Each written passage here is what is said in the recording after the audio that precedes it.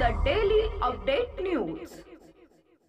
महाराष्ट्र शासनाने उपमुख्यमंत्री अजित पवार यांच्या अध्यक्षतेखालील समितीमार्फत राज्यात 328 नवीन दारू दुकाने उघडण्यास परवाना देण्याचा घेतलेला निर्णय समाजहितास मारक असून तो तातडीने मागे घ्यावा, अन्यथा तीव्र आंदोलन छेडण्यात येईल असा इशारा यवतमाळ येथील नागरिकांनी दिला आहे। या संदर्भात राज्यपाल महोदय आणि मुख्यमंत्री महोदय यांना पाठवण्यात आलेल्या निवेदनात म्हटले आहे की 1972 पासून राज्यात नवीन दारू दुकाने उघडण्यास बंदी असताना राज्य सरकार महसूल वाढवण्यासाठी हा चुकीचा निर्णय घेत आहे। राज्यात आधीच वाढलेली गुंडगिरी, अवैध धंदे, वाहनांचे अपघात आणि कौटुंबिक हिंसाचार यांसारख्या समस्यांनी नागरिक त्रस्त आहेत आणि अशा परिस्थितीत नवीन दारू दुकाने उघडल्यास या समस्यांमध्ये आणखी वाढ होण्याची भीती आहे। या निवेदनावर दुर्गा परले, संगीता सरोदे, सरला इंगळे आणि अभय भार न्यास यांसह तसेच अनेक नागरिकांच्या स्वाक्षऱ्या आहेत। राज्य शासनाने जनभावनेचा आदर करून हा निर्णय तात्काळ मागे घ्यावा अशी नम्र विनंती निवेदनात करण्यात आली आहे। प्रतिनिधी सय्यद मतीन। 1972-73 पासून दारूच्या नवीन दुकानांना परवानगी जे देण्यात येत होती ती स्थगिती निर्माण केली होती, त्या सरकारने स्थगिती होती।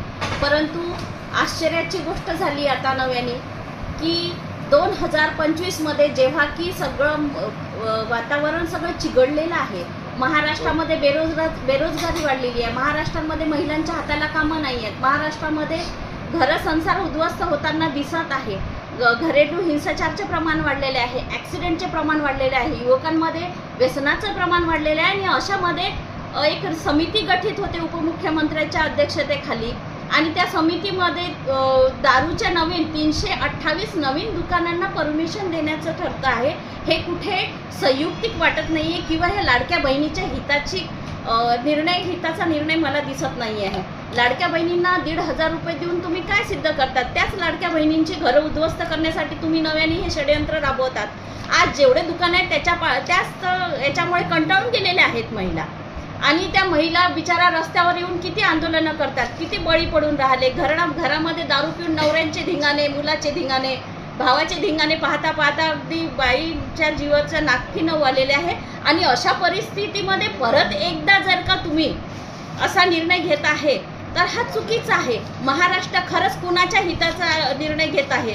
महाराष्ट्र सरकार ही खरंच हे महिलांच्या हिताचा निर्णय घेत आहे का? इथल्या जनतेच्या हिताचा निर्णय घेत आहे का? स्कूल कॉलेजेसच्या अगदी बाजूला लागून ही दुकानांची उभारल्या जात आहे। आता तर 328 नवीन दुकानांना जर का परमिशन मिळालं तर यूपी सारखी जर का परिस्थिती इथे निर्माण होऊ शकते। प्रत्येक 100 मीटरावर तुम्हाला दारूचं दुकान भेटेल। काय करायचं मग? अशामध्ये कोण लढणार आहेत? जेव्हा रक्षकच देवा भक्षक काय म्हणते वाटतोय आणि तसंच दिसत आहे। जे चित्र आहे सध्या महाराष्ट्रामध्ये चालू की महिलांच्या हिताचं तर नाहीये, रक्षक हा भक्षक बनलेला दिसत आहे। या सरकारकडून आता आम्हाला काही अपेक्षा उरलेल्या नाही। वाटलं होतं की या महिलांच्या हिताचा कुठेतरी विचार करेल, पण तसं काही दिसत नाहीये। एक मिनिट, आता लवकर जर का लवकरात लवकर ही जी निर्णय शासनाने घेतलेला आहे ह्या मागे घेण्यात यावा, अन्यथा या महाराष्ट्रातील सगळ्या माता भगिनी पेटून उठतील आणि 1,500 रुपये शासनाच्या तोंडावर मारतील। परंतु आम्हाला दारूचे दुकानं नको, अन्यथा आम्ही रस्त्यावर उतरून तीव्र आंदोलन करणार, यात काही शंका नाही। Subscribe now and press the bell icon. Never miss an update.